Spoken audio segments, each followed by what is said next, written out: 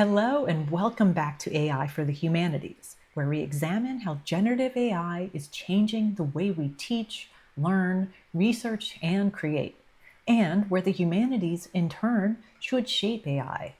I'm Meghan McInnis-Domínguez, professor of Spanish at the University of Delaware. This episode's a little different from our usual format. Today, I'm joined by 6 students who just completed the pilot semester of AI Fundamentals. This is a new course at University of Delaware, and it sits at the entry point of an exciting new offering, the AI in Society Certificate, an interdisciplinary 3-course undergraduate certificate that will be available starting in fall 2026. Let me say a few words about the certificate in case you're considering designing something similar at your university. It represents something a number of us across campus have been working toward for a long time. The AI in Society Certificate is designed for students who want to understand artificial intelligence not just as a technology, but as a cultural, ethical, and professional force shaping how we communicate, learn, and work. It is interdisciplinary by design. It pulls together faculty from languages and literatures, music, education, philosophy, communication, art history, political science, computer science, and other departments across the university. It's definitely not a substitute for technical AI training in computer science or business. It complements those programs and is built for students from the humanities, social sciences, arts, business, education, and beyond. This certificate is 9 credits across 3 courses. Students begin with AI Fundamentals, the foundations course you'll hear discussed today. They then take a course in AI Contexts, which examines AI through cultural, ethical, political, or philosophical lenses. Courses in art history, cognitive science, philosophy of mind, the economics of AI, AI governance and policy, music and critical listening, and many others. Finally, they take 1 course in AI in the discipline, where they apply AI within a particular field, including an Hispanic literature seminar I teach called Artificial Conditions, AI in Literature in Spanish, along with offerings in art and entrepreneurship, hospitality, philosophy, engineering, and a humanities internship course that I direct, that I've also spoken about in previous videos, and videos that you've seen produced by my students come from that course. The course you'll hear discussed today, AI Fundamentals, is the cornerstone. It's hands-on, it's open to every major, it assumes no technical background. Over a semester, students build practical AI literacy by working directly with generative tools, text, image, voice, music, video, while they're also reading and discussing the underlying concepts. How large language models work, what training data does it and doesn't capture, where bias enters AI systems, what AI's environmental footprint looks like, and what responsible documentation and disclosure actually require. So this course uses specifications grading that I use for all of my courses, and it's built around iteration and revision. Students complete a series of mini projects, an ethics memo, a research workflow audit, and a portfolio-style final project tied to their own academic or professional interests. What you'll see in this conversation is the result of that semester. 6 students from very different majors: Spanish languages and pedagogy, communications and journalism, psychology, Asian studies, game studies, reflecting on how their understanding of AI changed from the first week to the last. They talk about prompting and revision. They talk about bias and image generation and what it meant to ask for an image of students writing their names and receive a classroom full of only white students. They talk about sycophancy, the moment they realize these tools are built to please them. They talk about the environmental cost of data centers, the political economy of regulation, and what it means for human autonomy when AI overviews are inserted into every search bar without our consent. And they talk about the small, hopeful moments, like when a model insisted a student work through a section again before moving on, or when a student with limited access to office hours found a way to keep improving her writing.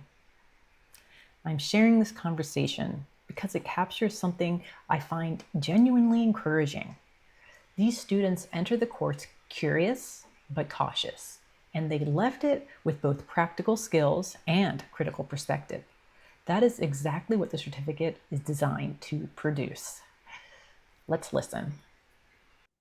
Thank you, everybody, for joining us today. So this is the LLCU 240 AI Fundamentals class. That this is the pilot semester of the course, and here are our test students who have had an exciting adventure through the nuts and bolts of AI, from AI as a field developing up to Gen AI, and then moving on to AI as extractive industry, the ethics of AI, some use cases, and developing critical AI literacy throughout the semester. So some people think you hear an AI fundamentals course, that that's just going to be, oh, all AI all the time. It's great. Uh, no problems. It's not that at all. I think that the students throughout the semester have learned that um, there's a lot to be aware of, concerned about, and critical of when it regards AI, and that everything must be taken in some context. So our meeting today is going to be reflecting on some of the things students have learned and their takeaways, and perhaps some recommendations as well. So let's start by introducing ourselves with our majors and minors, and um, I guess if this was your first experience with AI, a little bit of your background. So let's start with Elena. I see you first. Hi, my name is Elena. I'm from Spain, actually, but I'm studying here right now in the United States.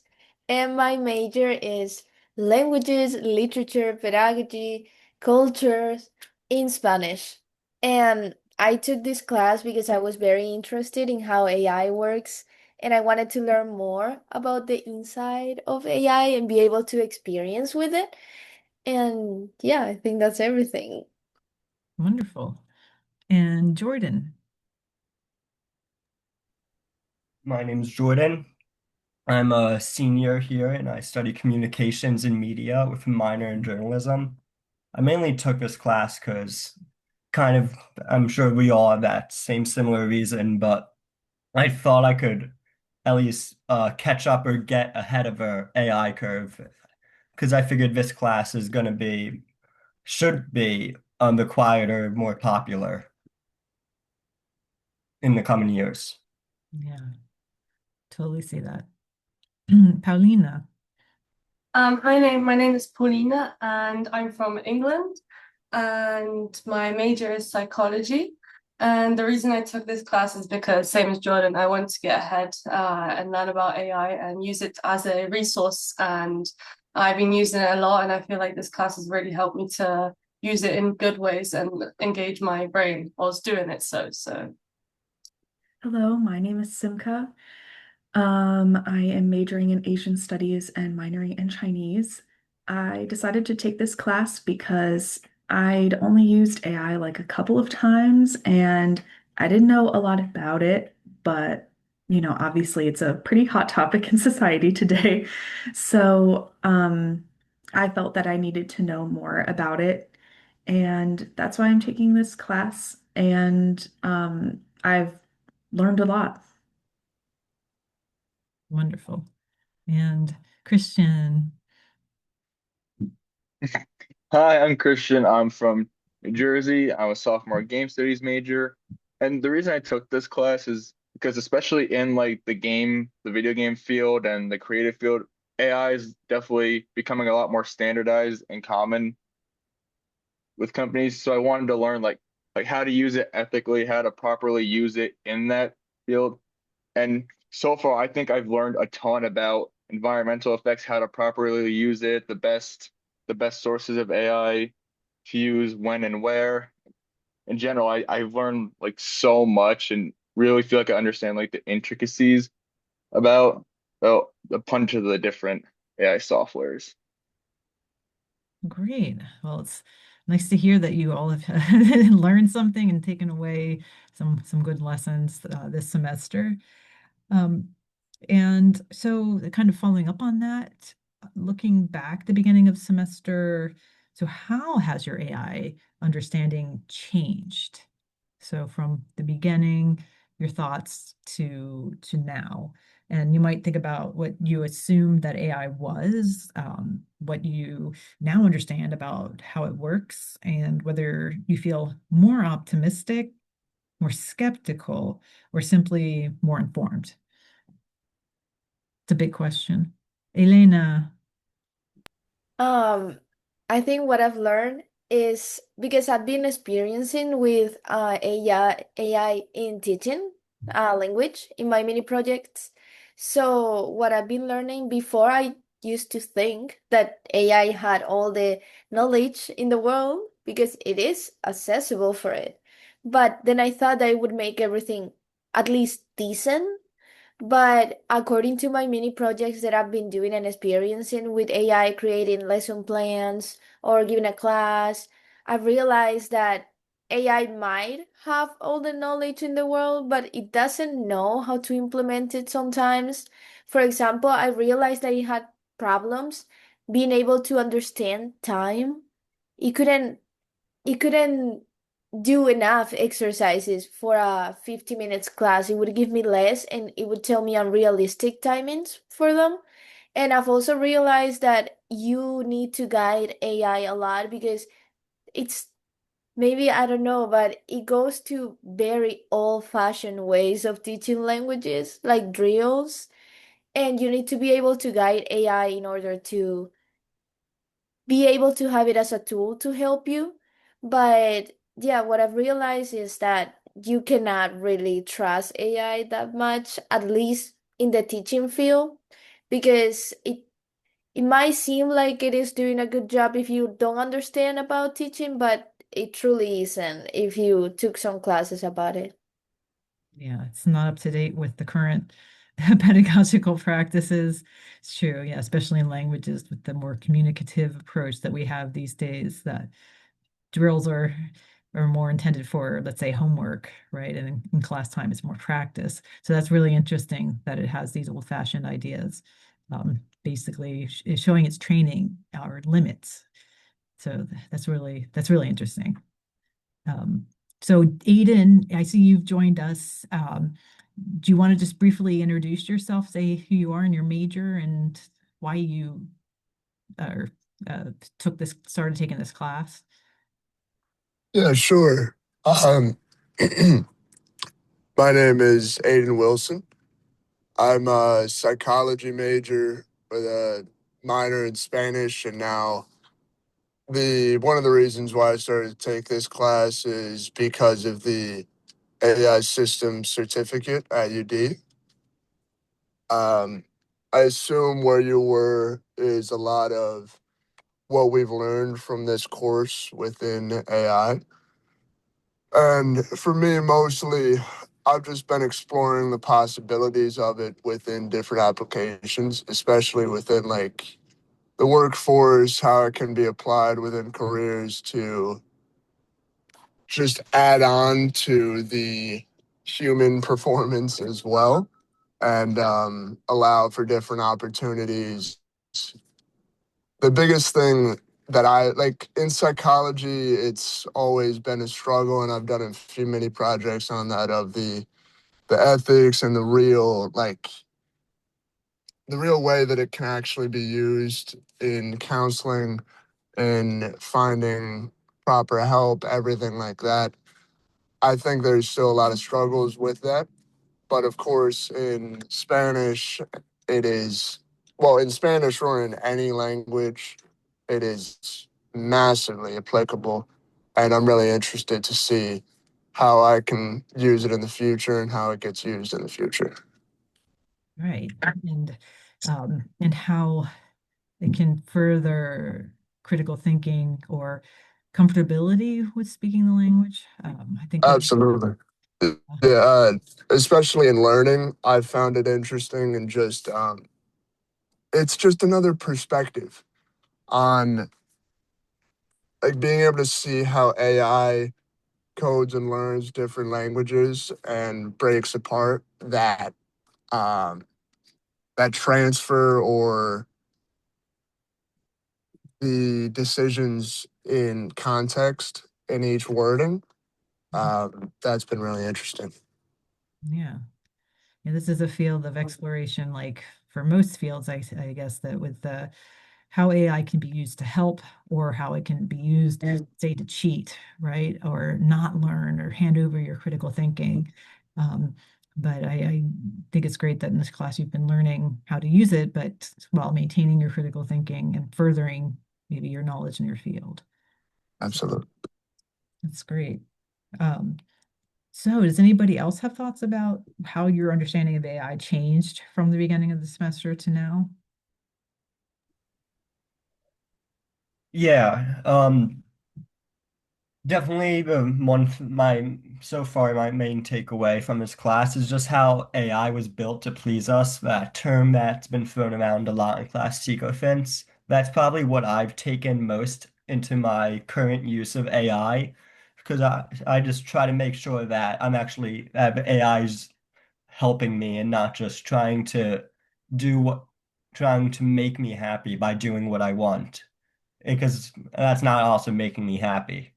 It just does what I want. I'm happy when I feel that it's sufficiently helped me or improved my thinking on whatever subject I'm talking to it about. That's so interesting. Yeah, that it, it's trained to tell us what we want to hear, essentially, right? So depending on what inputs we put in and how it uses memory, right, to get to know us, it tailors its responses. And so we may not be getting other perspectives, right? Yeah, Not that's also why I've definitely moved to Claude more now, because I thought this was very interesting. I was studying for French and I was ready to move on to studying another part. But Claude said, no, you should do this part first. And if I was using ChatGPT, it just would have said, okay, we could go to that part. Like it really insisted studied that part more. Wow, that's really interesting. Yeah, Yeah. there's so much And I was variety. actually happy to see that from it too. Just a form of reliance against me. Yeah. Wow. But good reliance also, not relying against uh what we've seen in like movies and media. Yeah. Yeah.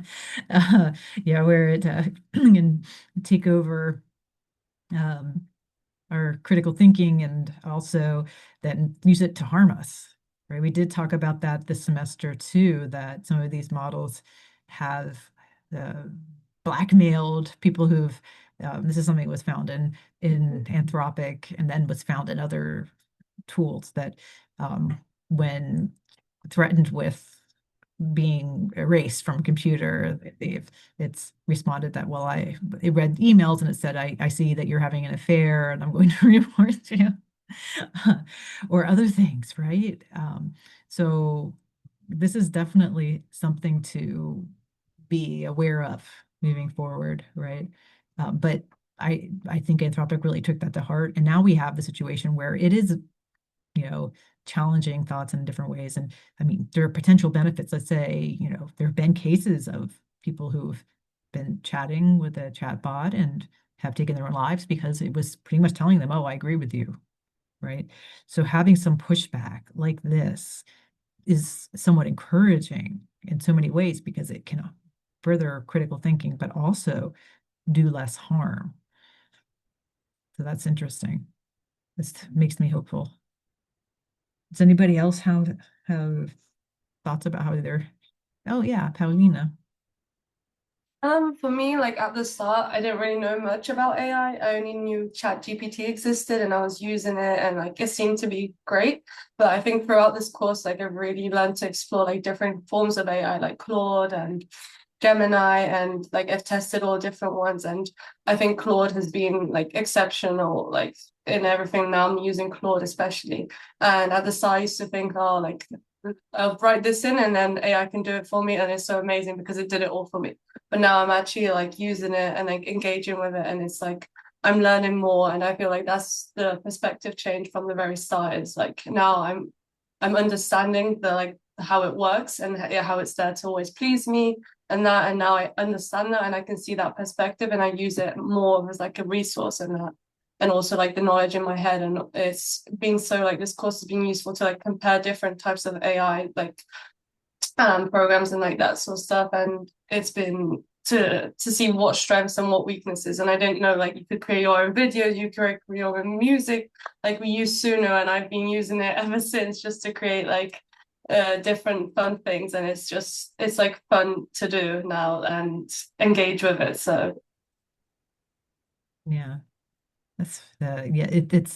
It is nice that we've been able to look at the different tools and different outputs, and then with some summarization and some of the downfalls that comes with reading and then research with AI, but then also having some hands-on experience with tools that can be fun to use, and they can also teach us something about the training, like uh, inputting lyrics and seeing kind of what voice they choose, if they understand the nuance of the tone and the perspective, and if not, right?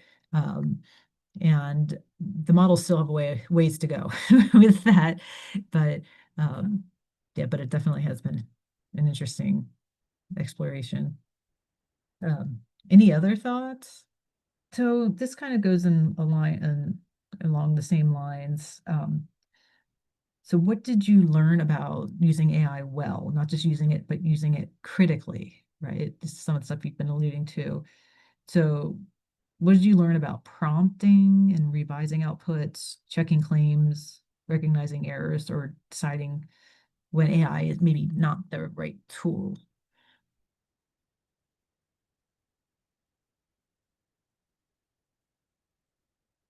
Elena. I think AI should be maybe a base, like whatever AI gives you could be a base that you can work on, but never the final product. So if you want something to be good, it needs to be something that you have been creating together. Not only AI, you cannot take the first answer that they give you and think that that is correct because it probably isn't. You need to be able to carefully write your prompts about every single thing that AI could get wrong. And you need to revise it many times until you get the result that you want. You cannot simply go with the first one. And also, AI is a tool that learns what you like. So if you do not explicitly say what you want, it would never know what is your teaching style, for example. So that's my opinion that you need to be very careful about what you write. You need to be very specific in your prompting, even if it takes a lot of time to do that. And you need to always revise what AI is giving you because you never know what methodology it is following, and you need to be able to guide it. Yeah, great points. Anybody else have any comments? Jordan. Yeah, I think when it comes to prompting AI, you almost gotta like think like an artist and just be the more specific you can get, but still not too specific. There's probably a barrier. It might be different depending on the prompt. But I realize for a prompt, it's great to give AI the role. So if I'm like writing an essay, I give it a role of an English teacher or something. I don't know, but a role that's relevant to the topic and just being specific. Really, with that, I found with being specific, I'm able to get a lot more of what I actually want in terms of a tone, format, and just how it writes its answers also. Right. And with writing, this is like an interesting topic too, because it's a contentious topic, especially in universities, with using it with writing. Like, what are the lines? What is like appropriate? And obviously, what's true in one class may be different in another, right? So I guess before we continue back on the other question, can follow this lead. Um, what are your thoughts about its potential use and benefits with the writing process, and it might be in its limitations? like, should it create the output with just like, should we ask it just to write a paper for us? Or do you think it's better used to help revise? I'm just curious, and I know there might be different thoughts about this, but and this actually we didn't practice too much within this class. It was more about the nuts and bolts. We didn't use it to write. In some classes, I know. So in the classes I've taught before, we've done a final project, a final paper, and the students did their outline and their rough draft on their peer review, and then they asked AI to write a paper for them on their topic. And then they saw some of the limitations and were able to reflect on what it got right, what it got wrong, what might be useful and what might not. And it's with writing, it's very interesting to see then at the same time, like we're writing something, we might want some editorial comments. It could be used there too, and can be very helpful in helping us look at, let's say, errors of grammar and style and things like that too. And then there are some faculty members that use AI as a starting point. Let's say, so a student's going to write a paper and they say, okay, write a good prompt, like work on a prompt until you get a draft that is usable, and then go back and edit it. And that's the main role of the student. So I'm curious what your thoughts are. So you see there's many different ways to do this. Elena. I think AI, imagine you already know what topic you want to talk about. I think AI is good also for you send AI the topic and you say, I want to talk about this, but I don't know how to do this. Do you have any very important articles that talk about this, and then AI will give you the links to the Google Scholar sites, and it saves a lot of time. And then you can go ahead and download those articles, read them. And when you already do that, then AI can also help you organize how you're gonna do your paper. You tell him, okay, I read the articles. I want to do maybe articles that are in favor or whatever I'm defending, and then the other ones that are not in favor, that disagree. And then it helped me to do an outline of what I wanted to say. And then when you finish it, you can also send it to AI so it can help you revise and tell you what it thinks that is wrong. So it's like your work companion, but you should still do your work. Yeah. Yeah, that's an interesting way to use it. So it becomes like a dialogue, like a thought partner. But your own ideas still take precedence. And I was just talking to somebody about this, and yeah, now it's where we talk about how do we cite AI when we use it, let's say in the writing process. And it's kind of complex because some say, well, if we're just using it for editorial comments, do we need to cite it there? Or, that you had an exchange, do you cite it there? Or, or do you only cite it when you take a quote from AI, from a prompt?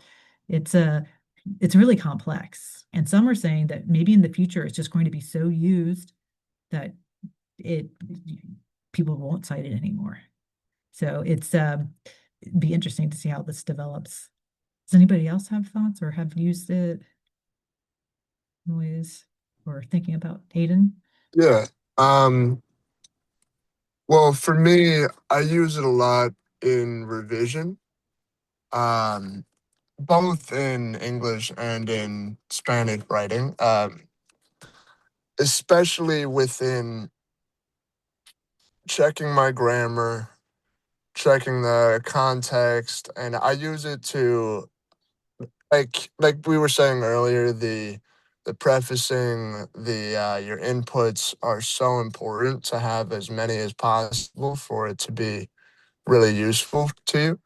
Like I often will use it when I write my compositions for my Spanish courses, and I will send it in to AI after I finish it, and I'll say, hey, check the grammar, check the context, and I often will even attach the template or the question, which usually um, includes some like starting language for different parts of the composition, and I'll say, hey, like, see if you can add in any relevant language from this question.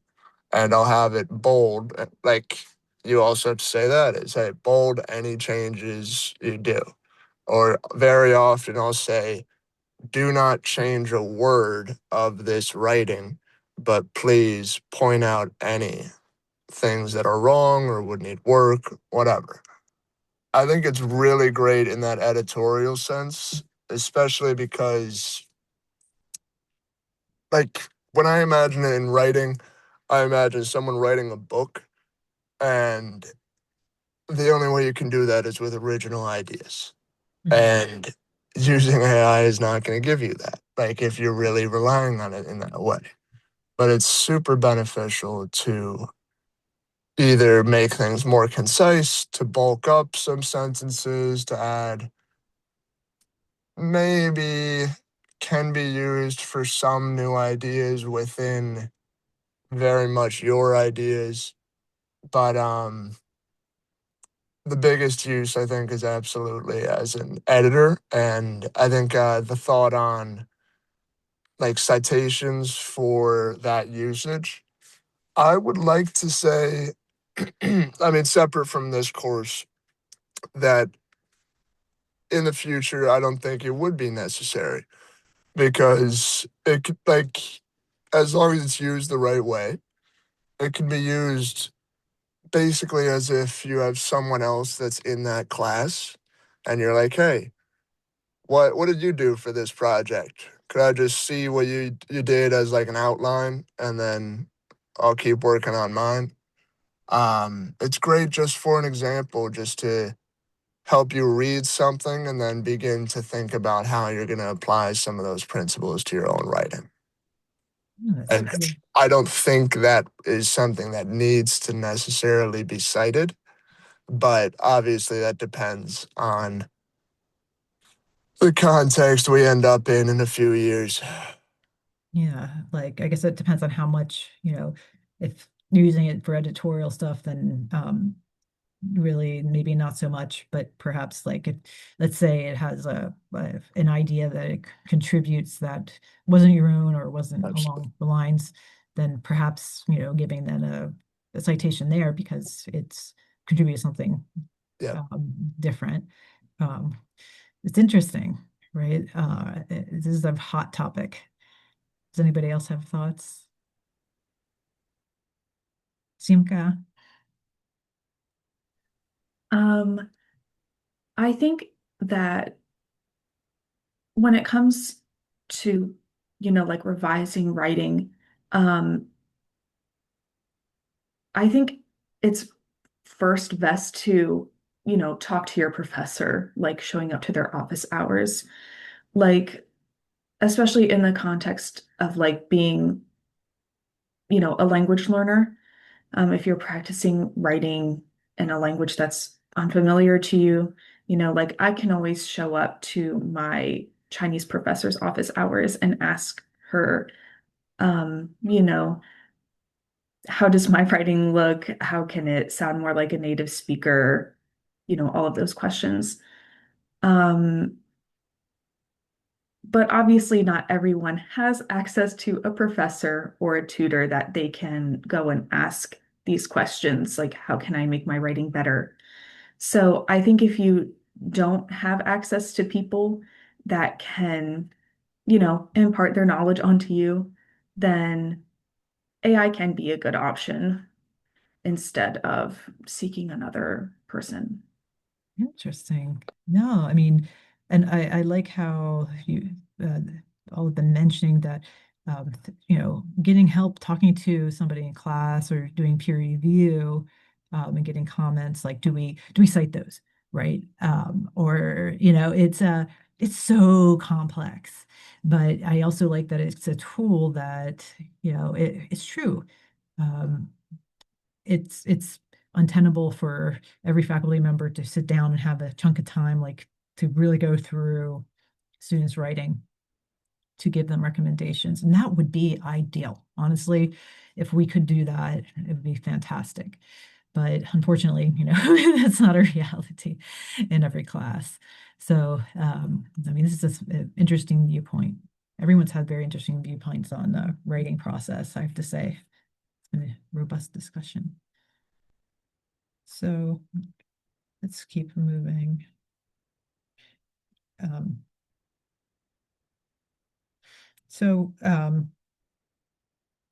Which kind of AI you felt most meaningful or useful to you?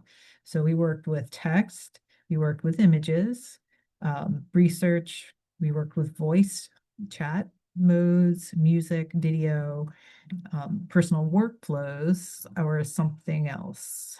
So this can connect to your academic, creative, or professional interest. So what did you like? We did all of those things, and we talked about many topics with them, such as copyright matters, with deep fakes, right? We talked about training data, where did this come from, and so on and so forth. So what are your thoughts or takeaways? I think for me, the aid to workflow and organization is really the basis of what's so important about AI. To take a large amount of information and in a short amount of time, organize it into a more digestible version. Um,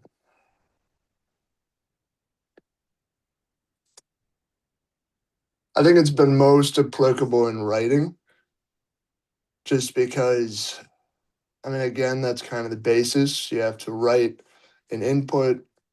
Obviously, the chat area of it is something that's interesting, but I don't think that it's in any way similar to what the last person was saying. Of course, speaking to a person is always better.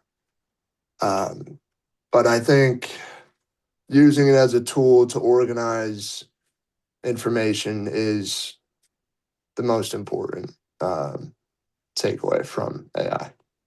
Yeah, that's interesting. And yeah, that the writing and organization and true voice chat it was interesting.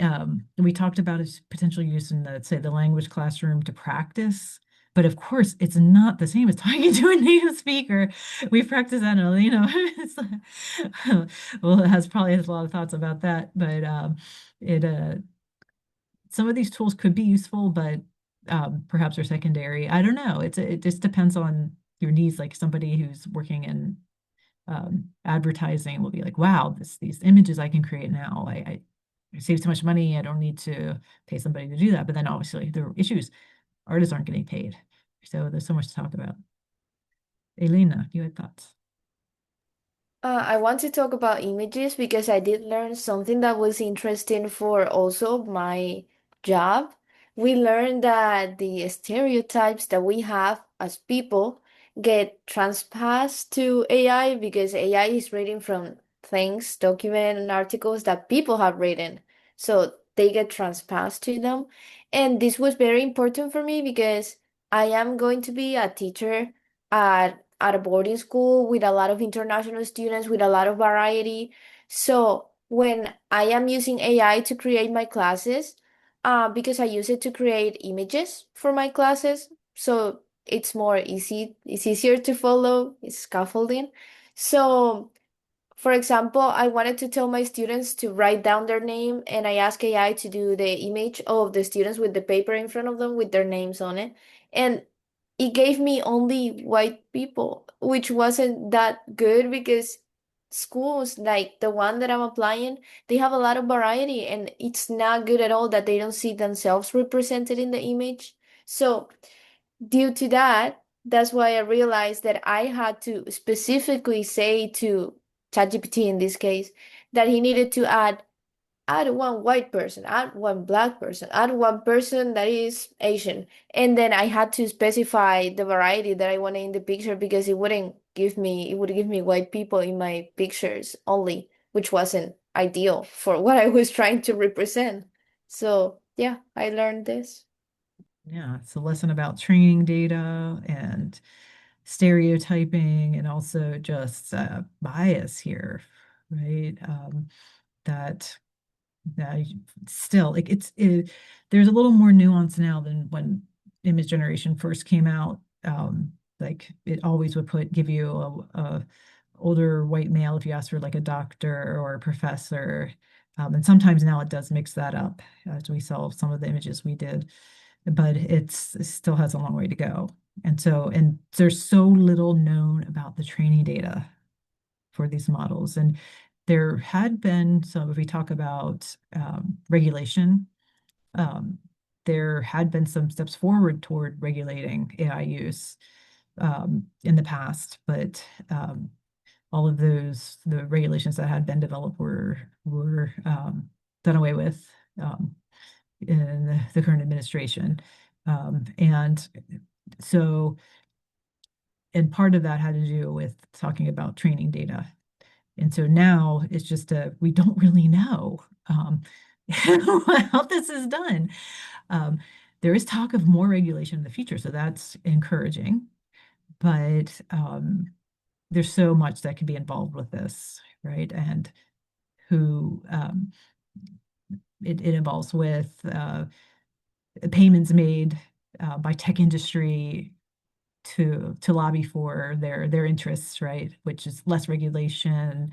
I mean, they have deep pockets, so they had a lot to do. They have a lot to do with how it happens in politics and who's governing and things like that. So thinking forward to the future and what you all can contribute. If you were to give advice to the AI industry from your perspective of what you've learned in this class, do you have thoughts? I mean, you are our future leaders or thought leaders, and you've developed a very interesting view to AI. What are your thoughts in that regard? They don't have to be completely hashed out. They could be general. I mean, my biggest general thought is to slow down in general and take more care or thought into the environmental, societal impacts of AI before we start depending on it for so much, because, of course, it hasn't reached what it could, but we are already, in this short amount of time, a decent amount dependent on AI. And that is a really, really scary thing. And the amount of usage that every person is almost required to use, like in Google, in Safari, in any search engine, it requires you to get an AI overview. There's no option. And of course, that AI overview has cost on the environment, on like our finances, and we've really just plunged ourselves into something that we don't even know yet. My biggest recommendation would just be to stop where we are, figure out where we are, and then, if it makes sense, move forward and to limit the usage as much as possible, because absolutely it's a new horizon for learning, for applicability, for anything. But that does not mean that we should depend on it in the way that we are leaning to right now. It's a very interesting perspective. Yeah. So, Simka, do you have something to add? Yeah, I would say that I agree with a lot of the same stuff that Aiden said. I think that overall, the AI industry is operating in a way that's just unhealthy to human beings. Um, there's, I mean, just a lot of things that AI companies are doing that are harmful to human beings, like building the data centers, which are increasing people's electricity bills by hundreds of dollars in some places. Some data centers can also cause pollution, which is obviously bad for the environment. And I think something that we've noticed is that the internet is just increasingly, especially because of AI, becoming a more and more unsafe place. Um, like you never know if something that you post like on a social media site or even if you have a personal blog, if someone's just going there and using your creations, your thoughts to build their own, AI models. Um, I think that people are increasingly feeling like they don't have any autonomy, really. Um, AI companies are coming and building these data centers like with taxpayer dollars. Um, Tech companies are more and more allowing AI models to take up more space. And I think many people feel like that leaves less space for people. And really, it's people that make up the internet. Um, so it's really just creating a space where people don't feel, I guess, safe anymore. And if AI is going to last in the long run, I think that that has to change because, you know, people overall, I would say in my life, have a very negative view of AI, and it's deserved, I think, in a lot of ways. Um, and if they, if AI companies and people who are building AI models want people to want them here and, you know, want people to use their AI models, and they have to start behaving in a way that's actually healthy to human beings. Yeah, this is a really important topic. Yeah, and the environmental impacts, and I mean, the only way it's sustainable is if those environmental impacts are reduced and not increased. And that all of this involves more regulation, right? That we currently don't have. So without regulation, there's a really hard way to stop it. That's where you all come in. This is what you can do moving forward in whatever industry job that you have. Um, you have an important voice and hopefully have gained some critical tools during the semester. Does anybody else have some thoughts about, uh, I guess, recommendations you have regarding AI? In terms of advice for what I'd tell like the AI industry, I feel like I'm not even sure what their goal is. I mean, who even knows if they know what their goal is because they don't even know how ChatGPT really works. But I feel like a goal that everybody could agree on is kind of just peaceful coexistence with AI because there's people who are totally for it and people who are totally against it. And obviously, it's probably the blurriest line there's ever been for anything ever.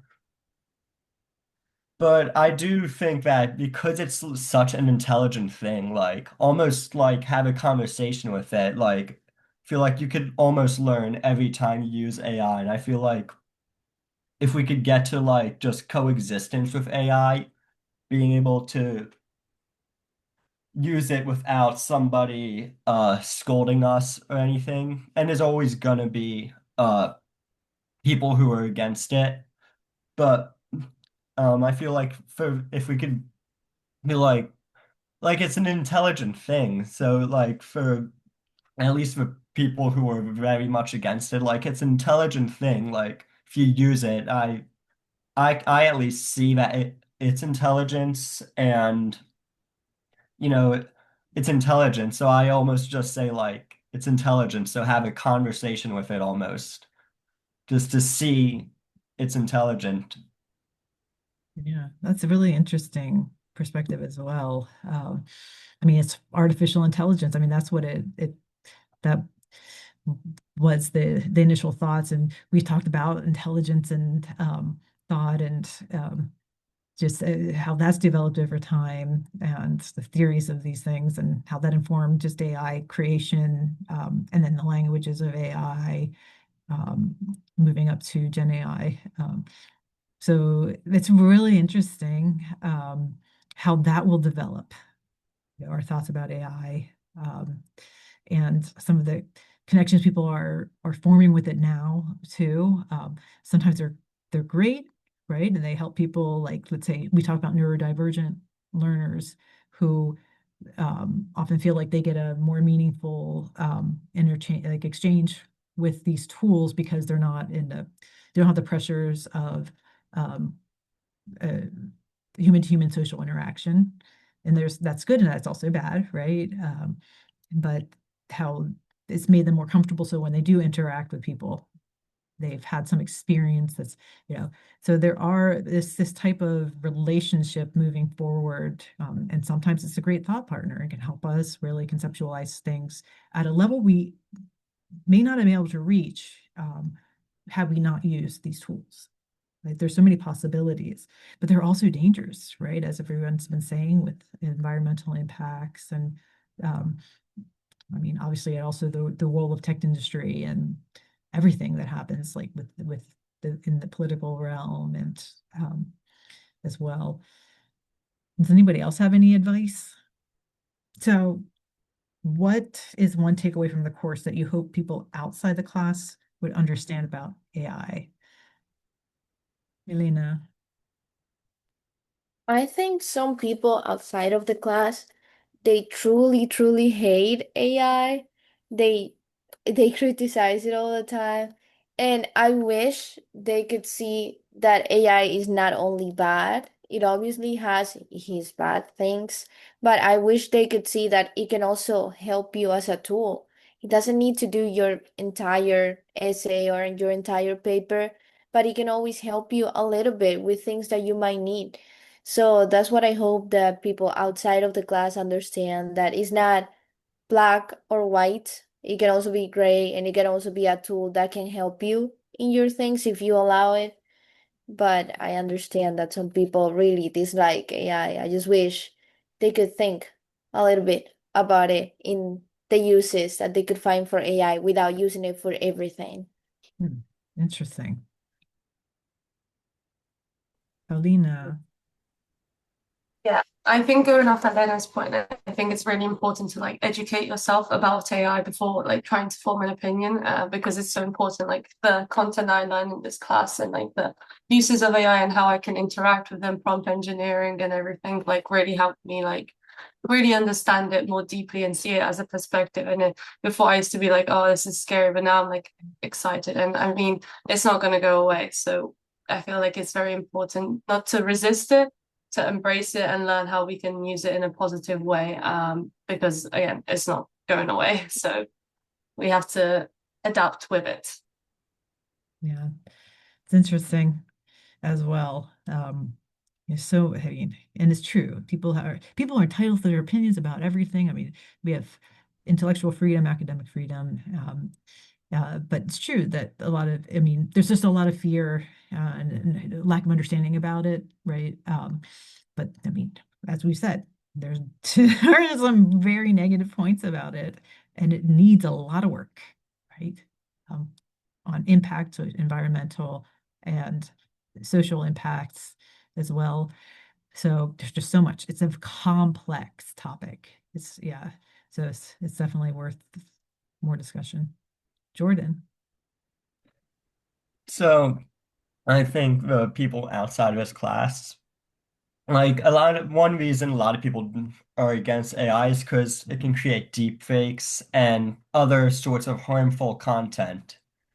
But like that's really all up to the user. Yes, it can do that, but us humans can do a lot of things, and it's up to us to decide not to do that. Just because it can do something doesn't mean it will or it's bad. Interesting. So it's all about the creator, right? The person who's Yeah. using the AI. um, so AI needs right now. I mean, it needs prompting unless you create agentic AI, right? That can go out and do these things for you. But Mhm. even then, the human should be involved with what the output is that's created, right? But Yeah, some of the it's capable of many great things and many bad things. And so is the human race just as much. It's just more efficient at performing whatever it is it's performing. But we're also just as capable of committing a crime that ChatGPT could versus helping someone out with homework or something. We're just as capable. that's an interesting perspective, right? And we talked about this, that I mean the bias, the training, everything. I mean that it's based on human production. And so humans have a lot of things that we criticize AI for doing are things that we also criticize humanity for doing. It's becoming more, some of those issues are more apparent through AI perhaps than, or and it's easy to offload it onto AI. So AI is now responsible for all these problems that we have in society. Um, it needs to be stuff. But honestly, we need to do some self-reflection too. It's pretty interesting. Anybody have other comments? Well, this has been really fascinating to see how you all have developed your critical thinking. As you see that we all have perspectives, we see where AI can be useful, but where it needs a lot of work, right? And there are concerns, legitimate concerns that we should take into account when we use it, and that the human needs to be in the loop with all of this process. If we're going to use AI well, we can't offload our work to AI, that it's about engaging, it's about iteration, and it's about learning how to be critical of the tools, seeing their benefits, recognizing, when we do use it, and when to give credit. These are all important topics. So I really appreciate your insights, and I look forward to your presentations next week on your projects. A few takeaways I want to draw out before we close. The first is that critical AI literacy is not a single skill. It's a practice that develops across many small moments. You heard Elena describe how her assumption that AI had all the knowledge in the world gave way to a more careful understanding of what AI knows versus what it can implement in a classroom. You heard Aidan articulate the sycophancy problem with real precision, what he called the secret offense of a tool trained to please him rather than help him think. You heard Paulina move from AI did it all for me to I'm engaging with it and learning more. That arc from passive use to active partnership is the whole point of the foundational course. And it is exactly what the AI in Society certificate is designed to scaffold across 3 courses and many disciplines. The second is that these students are doing something the broader public conversation often fails to do. They're holding 2 truths at the same time. Elena said AI is not black or white, it's gray. It's a tool that can help, and it's a system with serious costs. Sima named those costs directly. Data centers raising electricity bills, environmental pollution, and an internet where users feel less safe because their creative work can be scraped without their knowledge or consent. Aidan called for slowing down. None of this is anti-AI, it's critical engagement with AI, and that distinction matters. The third is that the question of regulation kept surfacing, and it is a question our students will inherit. Earlier federal regulatory efforts have been rolled back, And the current landscape is shaped heavily by tech industry lobbying. The students you just heard understood that. They saw their own voices and their own future professional roles as part of how that landscape gets remade. That is what a humanities education has always done. It equips students to participate critically in the world that they're about to inhabit. The certificate ends and extends that mission into the AI moment. Finally, I want to return to the image generation example Elena raised. When she asked the model to depict students writing their names, it produced only white students. She was preparing materials for a multinational boarding school with significant racial and cultural diversity. The model's failure was not incidental. It was a failure of training data, a failure of representation, and a failure that became a teaching moment about why the humanities and the AI industry need each other. We need humanists in the room when these systems are designed and audited. Our students are going to be those humanists. That is why the certificate exists. Thank you to all of my students for such an honest and generous conversation.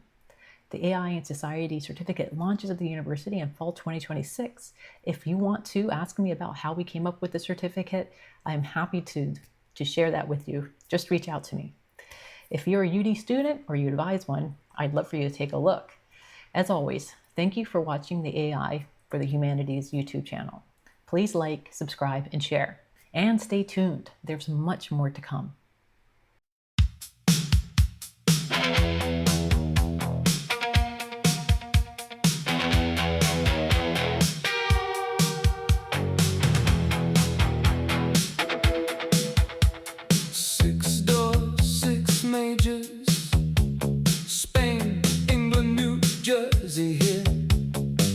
Communication, psychology, Asian studies, games, languages. We walked in thinking we knew the shape of it. We walked out knowing the shape of the question. We walked in thinking it had every answer. We walked out asking who taught it the answer. Slow down, look around.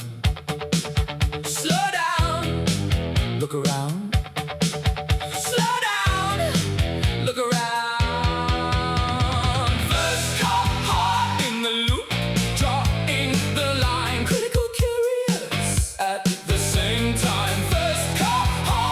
On the wheel pages we revise, critical curious at the same time.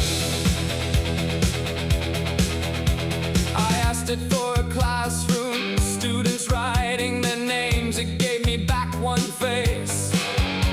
Repeated, repeated, repeated. I wrote the difference in by hand. Black, white, Asian, Latina. A teacher correcting a teacher's machine. Pedagogy, older than the model. Pedagogy, older than the model knew. Who paid for this? Who pays for this? Who paid for this? Who pays for this? Whose blog post? Whose voice? Whose space? Whose archive? First caught in the loop, drawing the line. Critical curious at the same time. First caught, hand on the wheel, pages we revise. Critical curious at the same time. Built to please me, secret offense, a reliance for me, a reliance against me. The system is humming, the system is humming, the system is humming. Someone's bill is climbing, the system is humming. Someone's river is warming, the system is humming. It told me to study the section again, insisted I go back, not ahead. A small refusal, a small good thing. The model held the line, the model held the line. For me a small refusal, a small good thing. Not every push is pleasing, not every yes is help. The deep fake is the user, not the tool. The deep fake is the user, not the tool. Capable of many great things, capable of many bad ones. Just as capable as we are, just more efficient at it. Just as capable as we are, just more efficient at it.